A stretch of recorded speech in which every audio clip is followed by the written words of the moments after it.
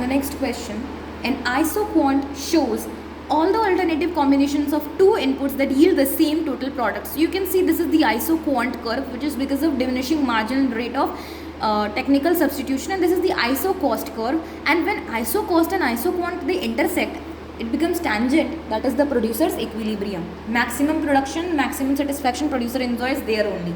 Economies like isocost is the budget line for that producer, and isoquant is the maximum satisfaction for the producer. Okay, economies of scale exist between because a firm increases its size in the long run.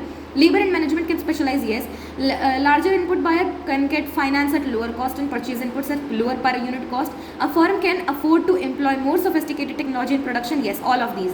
The production function is the relationship between the quantity of inputs used and the resulting quantity of a product, tells us the maximum attainable output from a given combination of inputs, expresses the technological relationship between input and output product, all of the above. The production process described below is diminishing marginal product of labor because it is decreasing. You can see it was 23 increase, then it is 17 increase, then 10 increase. That is what? In diminishing marginal product of the what? Diminishing marginal product of the labor. Okay, nice. Then we have the next question, which is here, which of the following is a variable cost in the short run? तो wages paid to the factory labor हमारा variable होता है. The efficient scale of production is the quantity of output that minimizes average total cost.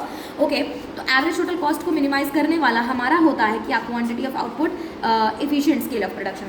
और in the short run, the firm's product curve show in the stage 2.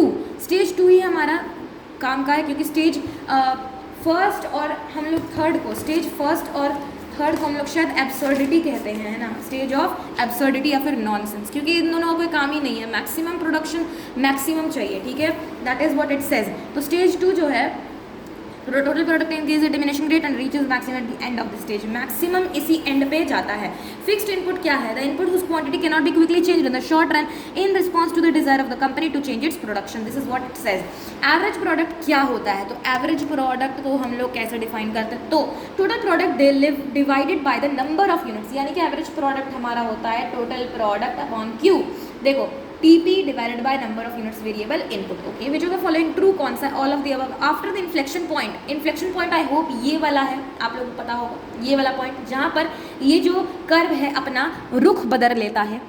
After the inflection point of the production function, a greater use of the variable input induces a reduction in the marginal product. Before reaching the inevitable point of decreasing marginal returns, the quantity of output obtained can increase at an increasing rate. Yes, it increases at an increasing rate.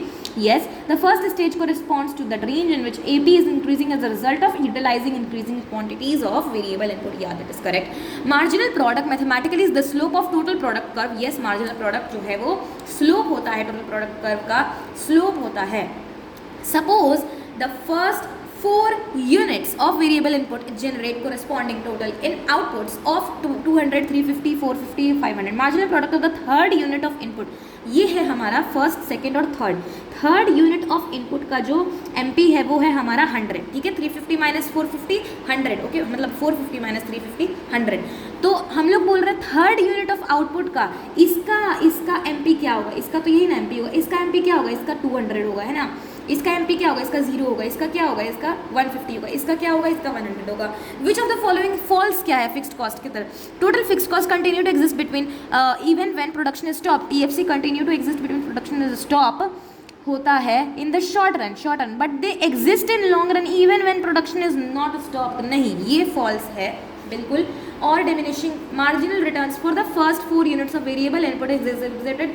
ये जो combination है 50, 90, 120 और 140 का, ये diminishing marginal returns of बता रहा है, क्योंकि यहाँ पर ये 40 से बढ़ा, यहाँ पर देखा जाए तो 10 और 20 30 से बढ़ा, यहाँ पर ये 20 से बढ़ा. बाकी सब अगर देखा जाए तो यहाँ पे 50 है, यहाँ पे भी 50 और यहाँ पे 50 है, यहाँ पे ज़्यादा, यहाँ पे ज़्यादा, यहाँ पे ज़्यादा, यहाँ पे तो इक्वल है. ठीक है, इस डायग्राम में आंसर करना है question. The marginal physical product of the third unit of labour is what? 20 है, is dash the MP of the labour in negative. Third में okay is the sixth unit of labour is sixth the MP of the sixth, यानी कि ये जो है ये sixth है third unit of labour sixth MP पे labour अगर नेगेटिव में. ठीक है. In the third of the 3 stages of production the marginal product curve lies completely below the average product curve. ये तो है हमारा, ये है टीपी, ओके, ये है हमारा एमपी, यहाँ पे मैक्सिमम, यहाँ पर है मैक्सिमम इसका, ठीक है. ये है हमारा एपी, ओके. यहाँ पर जो है ये और ये है पहला स्टेज, ये है दूसरा स्टेज, ये है तीसरा स्टेज, ओके. तो हमें पूछ रहा है the marginal product lies completely below, बिल्कुल सही है, यही सही है. When marginal cost are below average total cost, marginal cost are below average total cost, okay. ये है एमसी, ये है एटीसी, ओके. तो क्या होता है, average total cost are falling, बिल्कुल सही, ये गिर रहा है.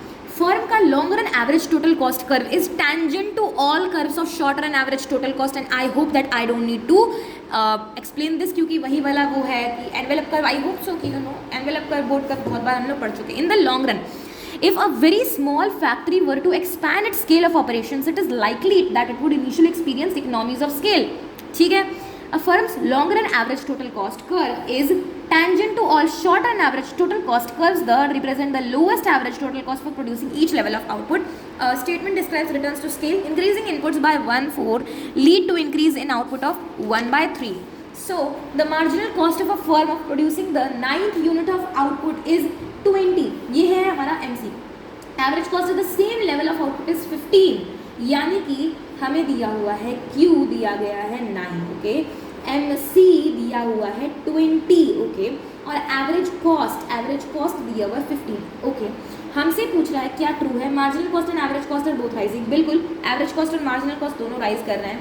इम्प्लिसिट कॉस्ट क्या होते हैं, money not paid out to the owners of the company for the self-owned factors employed in the business, therefore they are not entered in the books of account. The most important function of an entrepreneur is to innovate. Innovation ही उसका main चीज़ होता है.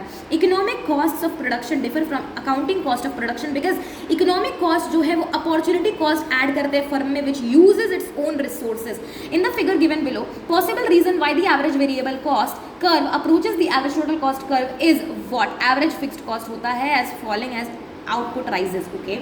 तो वो हमारा reason है. Marginal cost changes due to change in variable cost, बिल्कुल. Statement कौन सा करेक्ट है, total cost obtain by adding up fixed cost and total variable cost, बिल्कुल सही. स्टेटमेंट इनकरेक्ट कौन सा है, total revenue is divided by the number of units we should show sold नहीं, देखो, total revenue is divided by the number of units sold, we get marginal revenue, नहीं, this is incorrect, ठीक है. Vertical difference between TVC and TC is equal to I think TFC, या TFC.